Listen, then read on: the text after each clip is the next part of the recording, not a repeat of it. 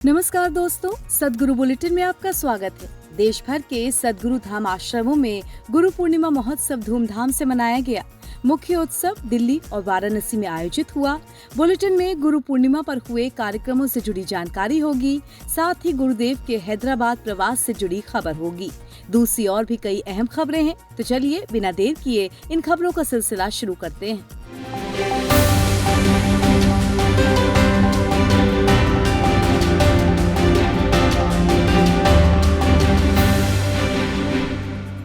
Bulletin की शुरुआत गुरु पूर्णिमा की खबरों से करते हैं। इस वर्ष गुरु पूर्णिमा का पर्व सद्गुरु स्वामी कृष्णानंद जी महाराज के सानिध्य में एक अत्यंत भव्य, अलौकिक और आध्यात्मिक उत्सव के रूप में संपन्न हुआ।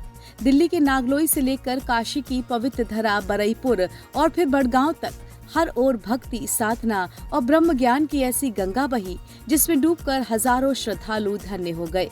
मंगलवार 28 जुलाई को देश की राजधानी दिल्ली स्थित नागलोई के सद्गुरु धाम आश्रम में सुबह से ही देश भर से आए सैकड़ों श्रद्धालुओं ने अत्यंत श्रद्धा भाव के साथ अपने पूज्य गुरुदेव स्वामी कृष्णानंद जी महाराज और उनकी पवित्र पादुका का विधिवत पूजन और वंदन किया। गुरुदेव ने यहाँ उपस्थित सभी साधकों को गहन साधना कराई। इसके बाद पूज्य गुरुदेव ने योग्य पात्रों को ब्रह्म दीक्षा प्रदान की। इसके बाद अपने दिव्य आशीर्वचन से गुरुदेव ने शिष्यों का आध्यात्मिक मार्गदर्शन किया। बुलेटिन की दूसरी खबर भी गुरु पूर्णिमा से जुड़ी है। दिल्ली में भक्ति की अलौकिक छटा बिखेरने के बाद बुधवार 29 जुलाई को वाराणसी के बरईपुर आश्रम में गुरु पूर्णिमा का मुख्य महोत्सव हुआ। बरईपुर आश्रम में सद्गुरु कृष्णानंद जी महाराज ने गुरु परंपरा का निर्वहन करते हुए अपने पूज्य गुरुदेव आत्मदास जी साहब का संपूर्ण विधि विधान के साथ पूजन किया। उसके बाद सद्गुरु ने शिष्यों को ब्रह्म दीक्षा प्रदान की और उन्हें गहन साधना में ले गए। तदुपरांत गुरुदेव का सत्संग हुआ, जिसमें बड़ी संख्या में देश भर से आए श्रद्धालुओं के साथ स्थानीय लोगों ने भी सद्गुरु के आशीर्वचन का लाभ उठाया। काशी की इस पवित्र भूमि पर गुरु पूर्णिमा के अवसर पर सद्गुरु देव के पावन सानिध्य में अत्यंत विशेष चौका आरती का आयोजन किया गया।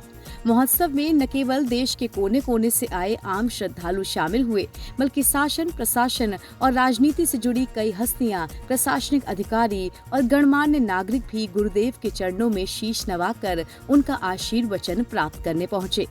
बुलेटिन की अगली खबर वाराणसी के बड़गांव में आयोजित हुए विशेष साधना शिविर से जुड़ी है। वाराणसी के बड़गांव में 30 जुलाई से 1 अगस्त के बीच 3 दिवसीय विशेष साधना शिविर का आयोजन किया गया। बड़गांव पहुंचने पर स्थानीय निवासियों और शिष्यों ने ढोल नगाड़ों, पुष्प वर्षा और जयकारों के साथ पूज्य गुरुदेव का अत्यंत भव्य एवं आत्मीय स्वागत किया। पूरा क्षेत्र गुरुदेव के आगमन से आनंदित हो उठा। बड़गांव साधना शिविर में सद्गुरु स्वामी कृष्णानंद जी महाराज ने साधकों को अत्यंत दुर्लभ साधना का अभ्यास कराया और उन्हें ब्रह्म दीक्षा देकर आत्म साक्षात्कार के मार्ग पर अग्रसर किया। साधना के उपरांत आयोजित विशाल सत्संग में गुरुदेव के अमृत वचनों को सुनने के लिए आसपास के गांव के लोग भी पहुंचे, जिसमें बड़ी संख्या में बच्चों की भागीदारी से गुरुदेव काफी खुश दिखे। गुरुदेव ने अपने प्रवचन में कहा कि माता पिता और शिक्षकों को बच्चों पर दबाव बनाने की बजाय उनकी नैसर्गिक प्रतिभा को बढ़ावा देना चाहिए। अगली खबर हैदराबाद से है। सद्गुरु महाराज 5 अगस्त से 15 अगस्त तक हैदराबाद, तेलंगाना के प्रवास पर रहेंगे। इस दौरान 8 अगस्त शनिवार और 9 अगस्त रविवार को ब्रह्म दीक्षा, यज्ञ, हवन और सत्संग का कार्यक्रम आयोजित किया जाएगा। अगली खबर वाराणसी में होने वाली पितृमोक्ष साधना से जुड़ी हुई है। पितरों को संतुष्ट करने के लिए सद्गुरु धाम आश्रम गंगा तट, डुमरी, वाराणसी में 9 अक्टूबर और 10 अक्टूबर 2026 को पितृमोक्ष साधना शिविर लगने जा रहा है। पितृमोक्ष साधना शिविर में स्वयं सद्गुरु श्री कृष्णानंद जी महाराज अपने सानिध्य में साधना कराएंगे। 9 अक्टूबर शुक्रवार को पितृपक्ष चतुर्दशी है। जो भी अकाल मृत्यु, शस्त्र या विष, दुर्घटना आदि से मृत्यु को प्राप्त हुए हैं, उनके श्राद्ध का ये सर्वोत्तम दिन है। 10 अक्टूबर शनिवार को अमावस्या है। इस दिन सर्व पितृ श्राद्ध संपन्न होंगे। इसके अलावा गज छाया योग भी है। इस योग में श्राद्ध, तर्पण, तीर्थ स्थान, दान, यज्ञ, भंडारे का अत्यधिक महत्व होता है। पितरों को प्रसन्न करने का ये दुर्लभ योग है।